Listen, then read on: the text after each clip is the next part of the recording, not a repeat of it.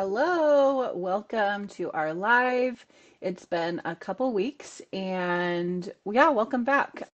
I was going on a cruise last week for my 40th birthday. It was a solo trip and I've never done that, and it was really really exciting and different, and I'm really glad I did it. But I'm also really glad to be here back with you guys to kind of chat more about your business and how to look forward. We are right in the heat of all things holidays. We have Christmas next week. We are in the middle of Hanukkah. We have New Year's. New Year's is one of my favorite holidays. I love a good fresh start. And that's kind of what we'll be talking about today is forecasting and budgeting, um, and looking into the future. A lot of times companies really, and accounting and bookkeeping is based on the past and looking back of what happened. But I think that one thing that's really important for business owners and just any goal setting in general, and what a great time to do that is at the end of the year moving forward, is to look at where you want to go in the future. If you aren't regularly thinking about where you want to go and where your company wants to go and how you're going to get there, who knows where your company will go. But if you have a guiding light and guiding numbers to help you with being able to get there, then you will be closer to achieving your goals or exceeding your goals than just having no navigation system at all. So let's dive into it. Let me get the presentation shared here. So let's take a second here. This is only a couple lives. Hopefully later on we'll get a lot better. Okay, here we go. So forecasting, that is what we are talking about. And there is kind of a difference. So a lot of times people are talking about budgeting, and that comes a lot in when you're talking about personal finances or for your business. And there are their forecasting and budgeting is very, very similar, but there are small differences. Just like the last time we were talking about markups and margins and our denominators really deciding the drivers of which one is the point that you're getting to. Same thing here with forecasting and budgeting. So what is the difference? Okay, so budgeting is going to be more of a fixed financial plan for the year ahead. You actually see a lot of nonprofits that do budgeting because they are wanting to make sure that they are living within the rules and guidelines, that everyone agrees on what we are wanting to spend things on, and the goals of reaching for any fundraising or anything like that. That's kind of the same thing with your business. If you do create a budget, I feel that budgeting is a lot more rigid. There's not as much movement in it, that it's kind of like a checkbox. Did I make this? Did I not make this? But there's no real changes that happen within the budget unless everyone agrees and kind of decides to change it along the way. But in general, they're pretty much like done now and looked into the year future, maybe 2 years, and you set targets, set goals, and expectations for the team, which can be good, but forecasting just builds on that and becomes a little bit more dynamic and looks at your financial outcast as a whole. Well, they both look at a whole, but it becomes, again, it's more of that dynamic. It's constantly looking at it, whether that's on a monthly, maybe quarterly. If it's just your first year of forecasting, at least biannually, mid-year, looking at it and reviewing it. Where did we think things should have gone? Where have they actually gone? Do we have new information? What are we seeing, and what can we change about where we actually want to go? Also, with budgeting, you can see more of something that is just a time period. So let's say the 12 months, that's a pretty typical budget as you do the January through December, and that's where you're at, or your fiscal year. But forecasting typically is done more on a rolling basis. So you're constantly changing, constantly adding to it so that you're constantly having a whole entire year that you're looking at instead of just reinventing the budget at the end of the year. So those are kind of, yeah, the differences. We are only going to be talking about forecasting because I feel that this is the best way to go about your business is having that dynamic flexibility within your numbers and just, again, having that guiding light of what direction do you want to go. Okay, so again, why is forecasting better? So forecasting gives you real-time view of where your business is going, and it's not just a plan, but you're constantly changing and adapting to what has happened. Your forecasting adjusts to results and conditions. So if last month you lost a client, you're going to change that within your forecast. In a budget, you typically just leave it be and hope to make it up later.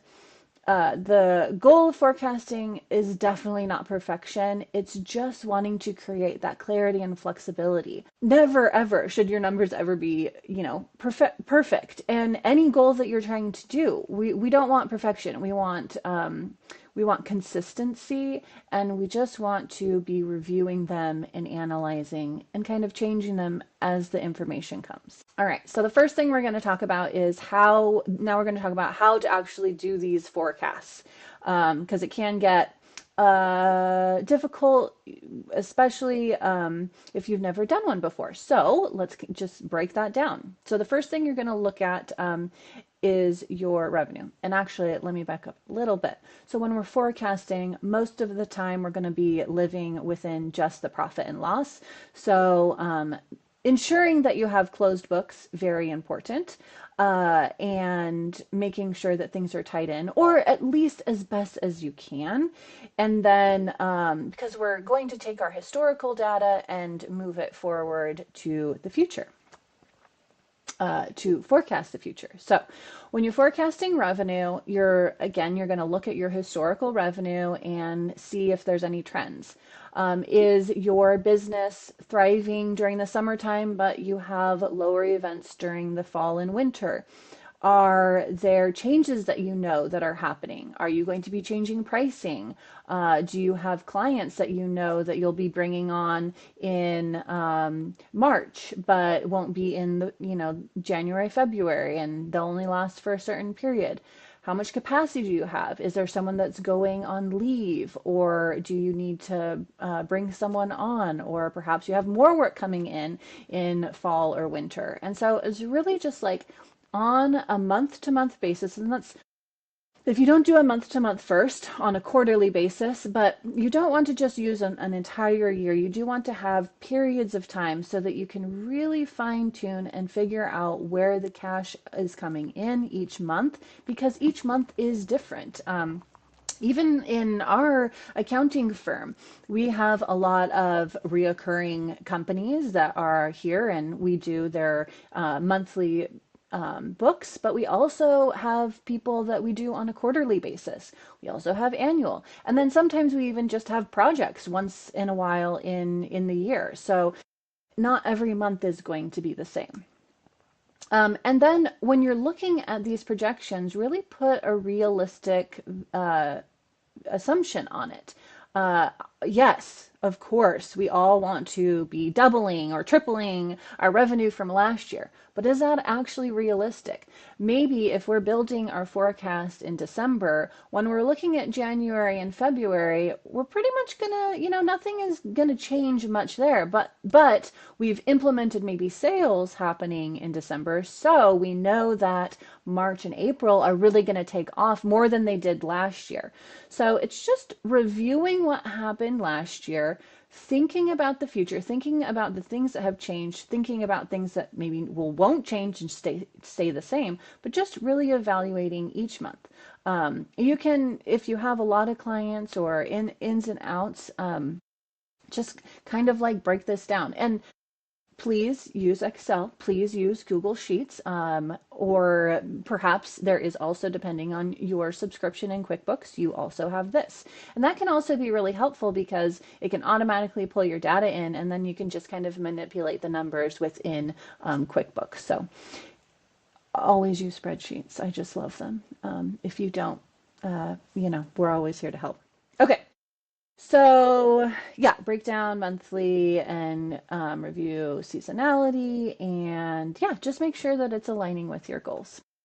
Okay, so the next thing after you've gotten revenue, the easiest thing to kind of look at is then your fixed costs. And so within your fixed costs, these are going to be things like if you have rent, if you have loan payments, if your internet, your phone, if you have administration that is stagnant, or not, sorry, not stagnant, but that's fixed, that, or that they will always be there, or maybe you're hiring someone in June because you're going to have a flex of capacity for business coming in, and so you need another administration. So just really looking at all the different facets within your business that won't really change much. And then, of course, you're going to kind of adjust those depending on if there's rate increases that you're aware of or that are typical, any renewals, inflations, and really gather a lot of as much information as you can from these fixed costs, and get them in, line by line, and really deciding. This is also a great time to decide, do I need those? Do I not need those? Can I get those out? And just look at where you want to go, and make sure that on the operation standpoint, that's how you want to run your business. And the things that you want to pay for to continue that. Because, yeah, like dues and subscriptions, that is always and is becoming more and more heavy. Are you utilizing all those things? You need to get rid of them. Yeah.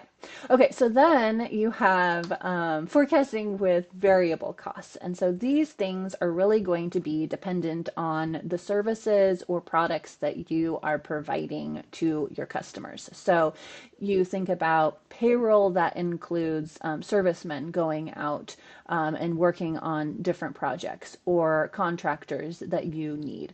Or perhaps this is your electricity. Is it dependent on how much production you have?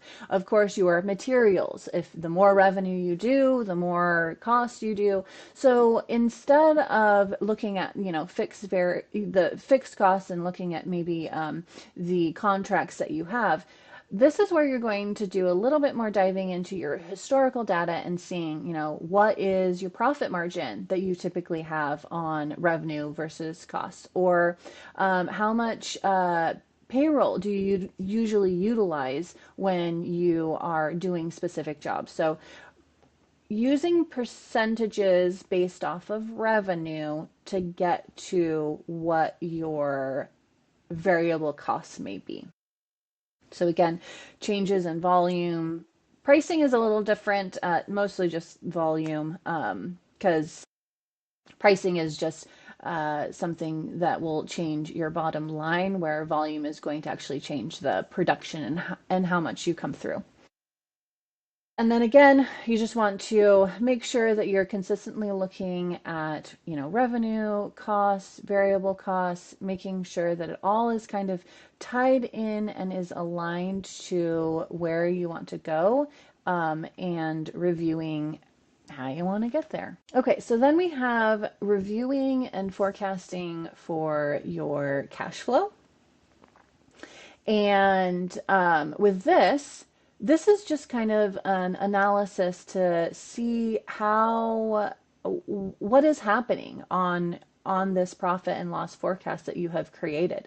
Do you see losses within each month or each quarter? How are you going to make up for that?